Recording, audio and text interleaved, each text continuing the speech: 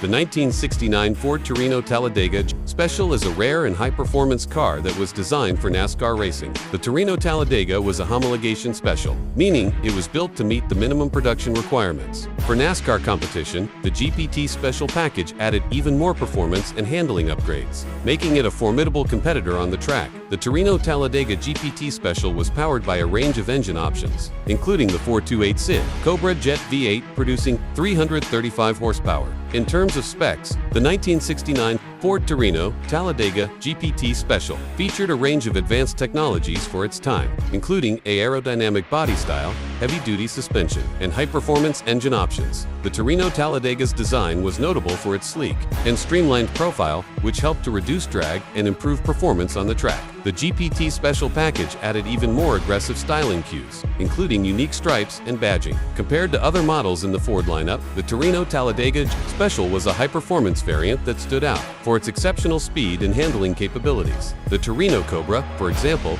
was a more luxurious and comfort-oriented model. While the Torino GT was a high-performance variant with a range of engine options, the Torino Talladega GPT Special, however, was a true racing machine, designed to compete at the highest level of NASCAR competition.